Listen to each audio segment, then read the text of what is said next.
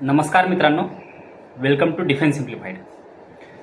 अर्थशास्त्र चाणक्य यांच्याबद्दल तुम्ही ऐकलं असेल. चाणक्याच्या अर्थशास्त्रामध्ये युद्धाची एक सूत्र दिलेलं आहे, साम दाम दंड आणि भेद. ते म्हणतात ना की लढाईमध्ये उतरू नये आणि लढाई जेव्हा सुरू होते तेव्हा तुम्हाला साम दाम दंड आणि भेद या शस्त्रांचा वापर करावा लागतो. आपल्या देशाच्या arm forces, defence, air, navy यांनी पाकिस्तानला जसंच्या तसं सडेतोड उत्तर तर दिलंच आहे. पण हे जमिनीवरती किंवा पाण्यावरती किंवा हवेत लढणारे योद्धे यांना सोडून सुद्धा कूटनीती नावाचा एक प्रकार असतो, तो सुद्धा युद्धामध्ये वापरला जातो आणि त्याचा प्रभाव हा कदाचित जमिनीवरती, पाण्यात आणि हवेत लढणाऱ्या योद्ध्यांपेक्षा जास्त असू शकतो. त्याच दृष्टिकोनातून भारताने जे आता एक पार्लमेंटरी डेलिगेशन्स, त्याच्यामध्ये डिफरंट पार्टींचे लीडर सुद्धा आहेत, असदुद्दीन ओवैसी साहेब सुद्धा आहेत. त्यांच्या नेतृत्वाखाली जे डिफरंट नेशन्स आहेत, ज्यांची या देशामध्ये किंवा जगामध्ये ऐकली जाते, ज्यांचं एक से जगामध्ये आहे, ते युरोपियन युनियन असू, फ्रान्स असू, जर्मनी असू, USA असेल किंवा बाकी देश असेल, तिथे हे पार्लमेंटरी डेलिगेशन जाईल आणि भारतावरती जो भ्याड हल्ला पहलगाममध्ये पाकिस्तानकडून करण्यात आला त्याच्याबद्दल लोकांसमोर वास्तव्य ते मांडतील की कशा प्रकारे पाकिस्तान हा दहशतवादाला सपोर्ट करतो आणि तिथला दहशतवादी मेल्यानंतर तिथल्या दहशतवादीला पाकिस्तान म्हणजेच पाकिस्तानमध्ये कशा प्रकारचा सन्मान तिथल्या आर्मीकडून सुद्धा देण्यात येतो, हे तुम्हाला तिथे जाऊन आपले पार्लमेंटरी सांगतील. मित्रांनो, तुम्हाला माहिती असेल की युद्ध हे एका पातळीवर लढलं जात नाही, युद्ध हे वेगवेगळ्या लेवलवरती लढलं जातं. आता कसं असतं तर अर्थशास्त्र जे चाणक्याचं बुक आहे त्याच्यामध्ये एक शत्रूंशी लढायचं कसं याच्याबद्दल दिलेली थेरी आहे. मित्रांनो, तुम्ही बघितलं असेल की ज्या तालिबानशी गेल्या 21 वर्षापासून भारत त्यांना रिकॉग्नाइज करण्यासाठी तयार नव्हता, त्यांच्या जे आज नॉमिनेटेड म्हणजे ज्यांना ऍक्टिंग फॉरेन मिनिस्टर जे अफगाणिस्तानचे आहेत, त्यांच्याशी भारताचे विदेश मंत्री S जयशंकर यांच्याशी फोनवर बोलणं झालं. मित्रांनो, आता हे नक्कीच बोलणं हॅलो हाय तुम्ही कसे आहात, जेवण झालं का याच्यासाठी झालं नसेल. भारताचे जरी जे फॉरेन डेलिगेट्स असतात, जे फॉरेन सेक्रेटरीज असतात, ते म्हणतात की अफगाणिस्तान आणि भारतामध्ये चांगला व्यापार घडावा, ट्रेड घडावा, दोन्ही देशाचे लोक हे समृद्ध व्हावे, शांती राहावी यासाठी झालं असेल. पण आपल्याला माहिती आहे तालिबानचे जे इंटेलिजन्स फोर्सेसमध्ये काम करणारे लोक आहेत ते सध्या भारतामध्ये आहेत आणि घंटोच्या बैठकी इंडियामध्ये होत आहेत.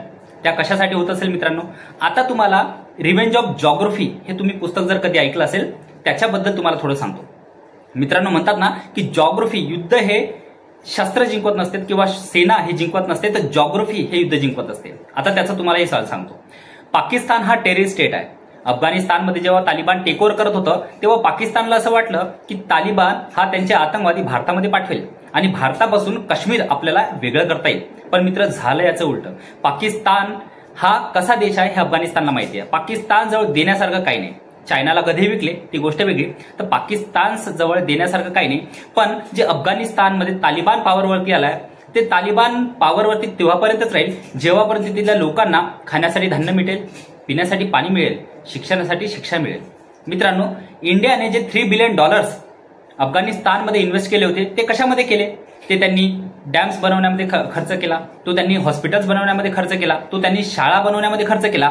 आता मला सांगा, तालिबानचा मुलगा असू किंवा तालिबानी असू की अफगाण नागरिक असू, पाणी त्याच डॅममधून पिल. हॉस्पिटलमध्ये जायचं असेल तर तिथली सेवा त्यांना घ्यावी लागेल, शिक्षा घ्यायची असेल तर तिथूनच घ्यावं लागेल. तर मित्रांनो, ह्या प्रकारची जी इन्व्हेस्टमेंट राहते याला सॉफ्ट पॉवर म्हणलं जाते. अफगाणिस्तानचे व्हिडिओ तुम्ही बघत असाल की तिथल्या लोकांमध्ये इंडिया प्रति कसं प्रेम आहे. आता अफगाणिस्तान आणि पाकिस्तान हे मुस्लिम राष्ट्र आहेत. इंडियामध्ये पण एक सायझेबल मुस्लिम पॉप्युलेशन आहे, ती पाकिस्तानपेक्षा जास्त आहे, but we are secular nation. तर पाकिस्तान आणि अफगाणिस्तानना ही क्लिअर अंडरस्टँडिंग आहे की त्यांची जी पश्तून लँड आहे, तुम्हाला माहिती असेल की पाकिस्तानचा जो उत्तरचा भाग आहे त्याला पश्तून लँड म्हणतात, तिथं पश्तो पीपल राहतात. त्यांचं म्हणणं आहे की आमची जी आयडेंटिटी आहे ही इस्लामपेक्षा जुनी आहे, आम्ही जवळपास 5000 वर्षापासून पश्तो बोलत आलोय. तर अफगाणिस्तानची जी मागणी आहे, अफगाणिस्तान ज्याला आपण डोरंट लाईन म्हणतो अफगाणिस्तान आणि पाकिस्तानच्या मध्ये, तर अफगाणिस्तान त्या लाईनला मानत नाही. अफगाणिस्तानचं म्हणणं आहे की नॉर्थ इंडियाचा जो नॉर्थ पाकिस्तान जो आहे तो आमचा आहे, तिथे पश्तो लँड त्यांना हवं. आता तुम्हाला माहिती असेल मीर बलोच हे जे एक बलुचिस्तानचे ऍक्टिव्हिस्ट आहे, तिने किंवा बलूच जे लिबरेशन आर्मी आहे त्यांनी बलोच रिपब्लिक ऑफ बलोच हे स्वतःला घोषित करून घेतलं, म्हणजे आम्ही पाकिस्तानपासून आझाद आहोत. आता तुम्हाला ह्या गोष्टी कळण्याची गरज आहे की बलुचिस्तानमध्ये नेमकं होतंय काय, पाकिस्तानच्या आतमध्ये नेमकं होतंय काय. तर ज्या प्रकारे पंजाब पाकिस्तानमध्ये पण वेगवेगळे प्रोव्हिन्स आहेत, जसं इंडियामध्ये महाराष्ट्र असेल, गुजरात असेल, हरियाणा असेल, असे वेगवेगळे स्टेट्स आहेत, तसं पाकिस्तानमध्ये सुद्धा वेगवेगळे प्रोव्हिन्स आहेत. आता पंजाब जो प्रोव्हिन्स आहे तिथून 99 म्हणजे 95% of the army officials, 90% of the resources हा पंजाब प्रांत यूज करतो आणि बाकीच्या लोकांना त्या 5-10% वरले रिसोर्सवरती जगावं लागतं. आता मित्रांनो, बलोच लोकांची हीच मागणी आहे की हे जे इन्व्हेस्टमेंट सगळं पाकिस्तानमध्ये येतं किंवा हे वॉटर रिसोर्सेस पाकिस्तानमध्ये येतात, हे फक्त पंजाब प्रांतामध्ये वापरले जातात, त्याच्यामुळे आमच्यावरती अत्याचार होतो. आणि तुम्हाला जर इतिहास माहिती असेल तर जिन्नाने कशा प्रकारे गद्दारी ही बलोचिस लोकांशी सुद्धा केली. बलोच हे कधीही कॉलनी नव्हती. बलोचांना कॅप्चर हे जिन्नानी वेगळ्या मार्गाने केलं, त्यांना धोका देऊन त्यांनी कॅप्चर केलं. तुम्हाला तसंच माहिती असेल, गवादर पोर्टच्या आजूबाजूला जे लोक राहतात त्यांचं सुद्धा म्हणणं आहे की चायनाचे जे ट्रोलर्स येतात त्याच्यामुळे आम्हाला मासेमारी करता येत नाही, आमचे रिसोर्सेस हे चायना वापरून जातो. त्यामुळे बलुचिस्तान लिबरेशन आर्मी BLA हे पाकिस्तानला वेस्ट साईड करून ठोकताय, तर अफगाणिस्तान हे वरतून ठोकताय. आता इंडियाला नेमकं काय करायचंय? इंडियाच्या आर्म फोर्सेस जे आहेत, नेव्ही, आर्मी, एअरफोर्स, ह्या आता कॅपेबल आहेत. हे आपण दाखवून सुद्धा दिलं की कशा प्रकारे डीप इनसाइड जाऊन आपण पाकिस्तानचे जे शस्त्र ठेवलेले भाग असेल किंवा न्यूक्लिअर साइट्स असेल किंवा अजून त्यांचे जे वायूचे डागोळे असेल त्यांना आपण उद्ध्वस्त केलं. पण युद्ध हे फक्त समोरून लढलं जात नाही, तर युद्ध हे मागल्या बाजूने सुद्धा लढलं जातं आणि त्याच्यासाठी इंडिया बलुचिस्तान आणि अफगाणिस्तानचा यूज करू शकतो. आता ही जी शशी थरूर आणि अफगाण मिनिस्टर यांच्यामध्ये झालेली बातचीत आहे किंवा यांच्यामध्ये झालेली चर्चा आहे, ते कशाचं संकेत आहे हे तुम्ही डिस्कस करा किंवा हे तुम्ही कमेंट बॉक्समध्ये सांगा.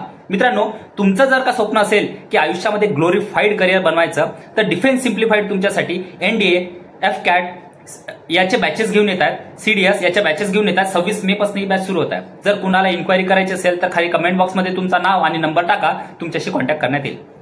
मित्रांनो, हरी अप, कारण की जे पहिले 20 स्टुडंट राहतील त्यांना कुणाल चाटे सर हे एक थोडंसं त्यांना म्हणतात ॲप्रिसिएशन देतील किंवा तुम्हाला चांगला डिस्काउंट मिळण्याचा प्रयत्न होईल. मित्रांनो, तर सांगण्याचं तात्पर्य हे की ऑल पार्टी डेलिगेशन्स जेव्हा कोणत्याही राष्ट्रामध्ये जातं तेव्हा त्या देशाची युनाइट ताकद ही दिसत असते. तुम्हाला माहित असेल की चांगले चांगले वक्ते शशी थरूर, असुद्दीन ओवैसी, बॅरिस्टर असुद्दीन ओवैसी असेल किंवा दुबेज असेल किंवा सुप्रियाताई सुळे असतील, ह्या सुद्धा त्या डेलिगेशनमध्ये आहेत आणि त्याचा प्रभाव हा नक्कीच पडतो. लोकांसमोर ह्या गोष्टी सांगावं लागतील की आतंकवाद हा कोणत्याही जात, धर्म या गोष्टीशी रिलेटेड नाही. आतंकवाद हा फक्त आणि फक्त लोकांची जीव घेणारा असतो आणि आतंकवादचा जो यूज करतो त्याला शेवटी त्याच्याच घरात जावं लागतं. तुमचं मत त्याच्यावरती काय आहे हे कमेंट बॉक्समध्ये सांगा आणि प्लीज डिफेन्स सिम्प्लिफाईडला लाईक, शेअर आणि सबस्क्राईब करा. धन्यवाद.